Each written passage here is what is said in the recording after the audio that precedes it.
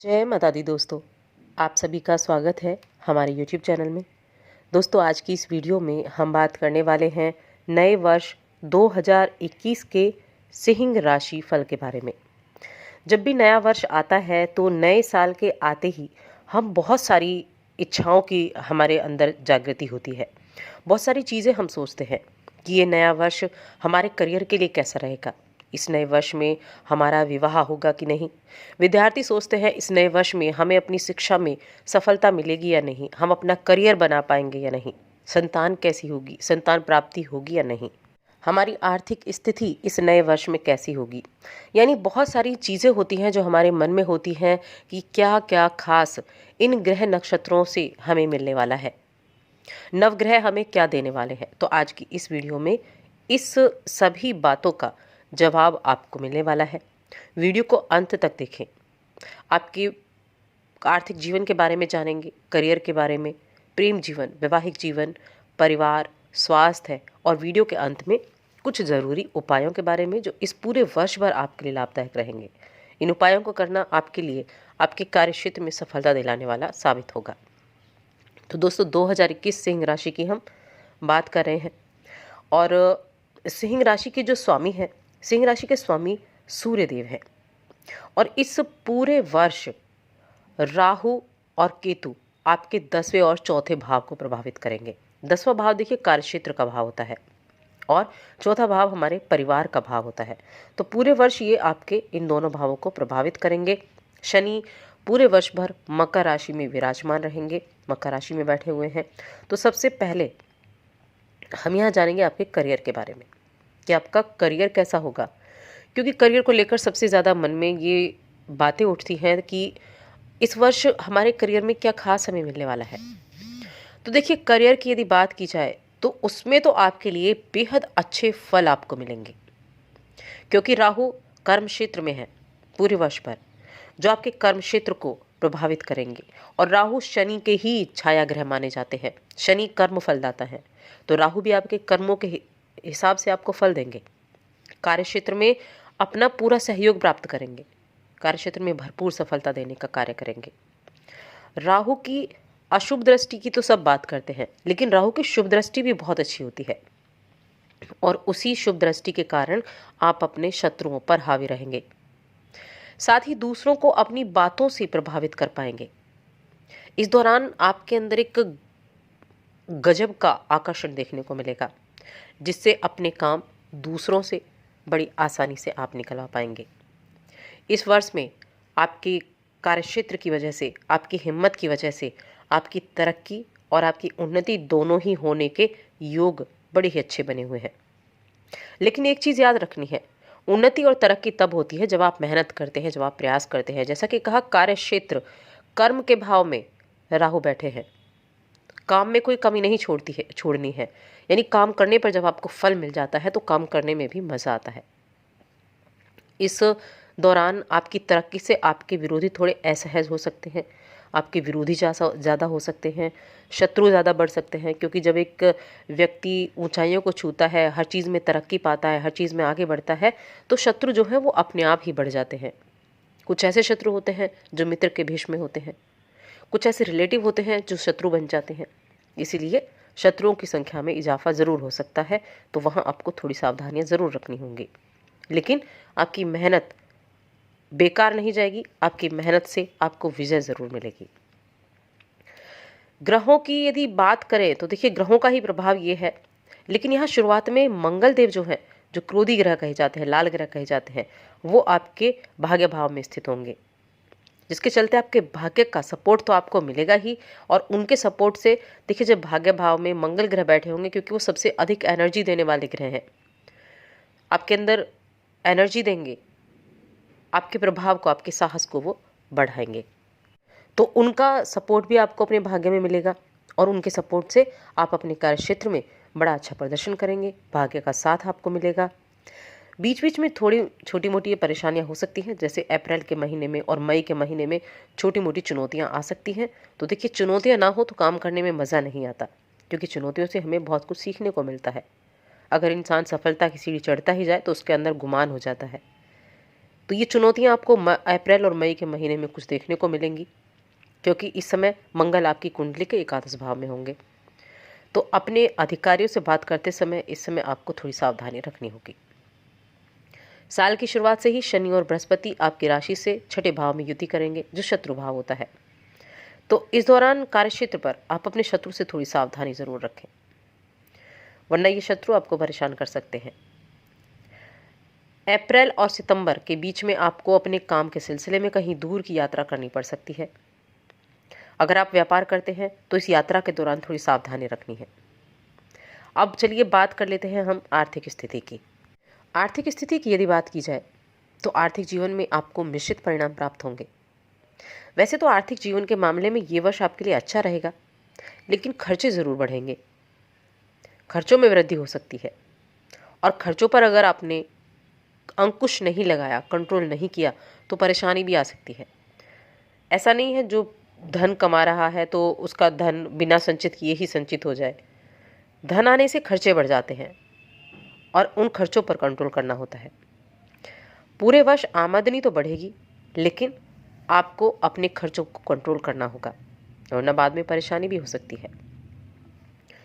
साल की शुरुआत तो आपके लिए बहुत अच्छी होगी, और इस महीने में आमदनी शुरुआत से लेकर अप्रैल तक बहुत अच्छी आमदनी होगी। आमदनी में वृद्धि भी होगी, अलग अलग जगहों से धन की प्राप्ति होगी, और अपने ये जो आमदनी के कई स्रोत हैं इनको आप रफ्तार देने का कार्य करेंगे, उनको और बेहतर बनाने का काम भी करेंगे। लेकिन उसके बाद थोड़ी सी खींचतान हो सकती है पैसे को लेकर। दाम्पत्य जीवन में ज़्यादा खर्चा हो सकता है, और व्यापारियों के लिए ज़्यादा खर्चे का योग बना हुआ है। एक तो आप अगर इन्वेस्टमेंट करते हैं तो कभी भी एक साथ इन्वेस्टमेंट ना करें, छोटा छोटा करें, उसमें आपको फ़ायदा रहता है, उसमें आपको लॉस होने का खतरा कम होता है। इसके साथ ही आपके सप्तम भाव के स्वामी छठे भाव में स्थित होंगे, तो बिजनेस करने वाले लोग, पार्टनरशिप में बिजनेस करने वाले लोग हर तरह की रणनीति को ध्यान में रखते हुए अपने पार्टनर के साथ कार्य करने का साथ दें। मतलब नया व्यवसाय शुरू कर रहे हैं तो अगर पार्टनरशिप में कर रहे हैं तो पहले अपने पार्टनर को अच्छे से जानें, अच्छे से उसकी बातों को समझें, तब उसके साथ आप कार्य करें। इस चीज़ का ध्यान रखें। पार्टनरशिप के लिए ये आपको सावधानी भरवा रहना होगा। अब विद्यार्थियों की बात कर लेते हैं। तो इस वर्ष में विद्यार्थियों के लिए को अपने वर्ष में बीच बीच में कुछ बड़ी चुनौतियां आ सकती हैं। अगर आप प्रतियोगी परीक्षा की किसी कॉम्पिटिटिव एग्ज़ाम की तैयारी कर रहे हैं तो आपके लिए अप्रैल से सितंबर तक का समय सबसे अच्छा होगा। आप जो मेहनत कर रहे हैं उसमें सफलता मिलेगी, लेकिन पहले से मेहनत करते हुए चलें, वरना अच्छे फल नहीं प्राप्त होंगे। और जनवरी से अप्रैल तक का समय बहुत ज़्यादा अनुकूल नहीं है, यहाँ आपको कड़ी मेहनत करनी होगी, तब जाकर आपको अच्छे फल मिलेंगे। सतर्क रहना होगा थोड़ा सा, अपनी एकाग्रता को बढ़ाएं, अपनी माइंड को सेट करें, तब जाकर आपको यहाँ रिजल्ट अच्छे मिलेंगे। तो इसलिए अभी से आप जुट जाएं। और अगर आप हायर एजुकेशन की तरफ जा रहे हैं, उच्च शिक्षा की तरफ जा रहे हैं, तो भी मेहनत ज़्यादा करनी है, क्योंकि शनिदेव इस समय आपकी परीक्षा लेंगे, ज़्यादा मेहनत कराएंगे, तब आपको रिजल्ट देंगे। जो छात्र विदेश जाकर पढ़ाई करने की सोच रहे हैं वो विदेश जाने का मौका मिलेगा, लेकिन प्रयास ज़्यादा करने होंगे, मेहनत ज़्यादा करनी होगी, धैर्य रखना होगा। मेहनत करते हुए धैर्य रखना होगा। देखिए, जब आप मेहनत करते हैं और धैर्य रखते हैं तो शनिदेव आपकी इच्छा पूरी ज़रूर करेंगे। इस दौरान आपके शिक्षकों का समर्थन आपको मिलेगा, और किसी भी तरह का शॉर्टकट लेने से बचना है। ये शॉर्टकट आपको पूरी ज़िंदगी पछताने पर मजबूर कर सकता है, इसलिए शॉर्टकट से सावधान रहें। अब प्रेम जीवन, वैवाहिक जीवन और संतान की बात कर लेते हैं। सबसे पहले प्रेम जीवन की बात करते हैं। प्रेम जीवन में कई बहुत अच्छे परिवर्तन होंगे। इस दौरान आपको कोई बड़ी सौगात मिल सकती है। शुरुआती दौर में सकारात्मक प्रभाव होगा, और इस वर्ष का अंतिम समय आपके प्रेम जीवन को विवाह जीवन में परिवर्तित कर सकता है। आप फैसला ले सकते हैं प्रेम जीवन को विवाह जीवन में परिवर्तित करने का। अगर आप सिंगल हैं अभी तक, तो वर्ष की शुरुआत में ही विवाह के योग बन रहे हैं। इस दौरान आप गुरु और शुक्र की जो शुभ दृष्टि होगी वो आपके प्रेम जीवन को खुशी प्रदान कर देगी। ऐसे में आपको साथ मिलकर जीने की कोशिश करनी है, और ऐसे फैसले भी लेने पड़ सकते हैं कि आपको अलग रहना पड़े। लेकिन ऐसा फैसला लेने से पहले अपने घर वालों से अच्छे से सलाह मशवरा करें, उनसे प्रयास ज़रूर करें, उनकी आज्ञा ज़रूर लें, उनका आशीर्वाद ज़रूर लें। क्योंकि अपने माता पिता की आज्ञा के बिना, उनके आशीर्वाद के बिना इंसान सुखी नहीं रहता है। इसलिए उनसे आप ज़रूर समर्थन लेकर ही विवाह करें। वैवाहिक जीवन और संतान पक्ष की बात की जाए तो दाम्पत्य जीवन वर्ष की शुरुआत में थोड़ा तनाव ज़रूर महसूस कर सकता है, लेकिन बाद में सब कुछ ठीक होगा, समस्याएं दूर होंगी, तनाव जो था वो खत्म हो जाएगा। जो अप्रैल से और सितंबर का महीना है वहाँ ज़रूर आपको थोड़ी सावधानी रखनी है। कुछ तनाव देखने को मिल सकता है और इसका सीधा प्रभाव संतान पर पड़ सकता है। एक तो किसी भी तीसरे व्यक्ति का हस्तक्षेप अपने वैवाहिक जीवन में ना होने दें। जब कोई तीसरा व्यक्ति आपके बीच में आकर बातें बताता है, तीसरे व्यक्ति पर ज़्यादा आप विश्वास करते हैं, तब जाकर जो स्थितियां हैं वो एबनॉर्मल हो जाती हैं। इसीलिए तीसरे व्यक्ति को जगह ही ना दें। अगर विवाह से जुड़ा कोई कोर्ट कचहरी में मामला चल रहा है तो उसे निकल जाने का इंतज़ार करें और कुछ ऐसा करें कि जिससे आपको पछतावा बाद में ना हो। आप पूरे संयम के साथ इस बातों को एक दूसरे को बड़े संयम के साथ समझा सकते हैं। बाकी जीवन साथी के स्वास्थ्य बीच बीच में थोड़ा प्रभावित हो सकता है, तो उनका ध्यान रखें। दाम्पत्य जीवन पूरे वर्ष पर अच्छा रहेगा, बीच में ही थोड़ी बहुत परेशानियां हो सकती हैं। और संतान अगर आपकी कार्य क्षेत्र में है, करियर में है, तो वो बहुत अच्छा प्रदर्शन करेगी। इस समय सफलता और प्रगति हासिल करेगी। आप बस उनके साथ खड़े रहें, आत्मबल को बढ़ाते रहें। संतान का रिश्ता भी आपसे इस समय बेहद मजबूत होगा। तो दाम्पत्य जीवन अच्छा रहेगा, लेकिन बीच बीच में थोड़ी बहुत परेशानियां आएंगी। जैसे जैसे ग्रह बदलते हैं वैसे वैसे छोटी मोटी परेशानियां आती रहती है, क्योंकि हमेशा जो लाइफ है वो फ्लक्चुएट करती रहती है। पारिवारिक जीवन सुखमय रहेगा, लेकिन केतु आपके पारिवारिक जीवन को चौथे भाव को देख रहे हैं, चौथे भाव में है, और गुरु बृहस्पति छठे भाव से दूसरे भाव पर दृष्टि डाल रहे हैं। तो ये विशेष महत्व होता है। इससे पारिवारिक सुख की प्राप्ति होगी। कुटुंब से जो छोटी मोटी परेशानियां थी वो खत्म हो जाएंगी। माता पिता के स्वास्थ्य का ध्यान रखें। छोटे भाई बहनों के लिए बहुत अच्छा समय है आपके लिए।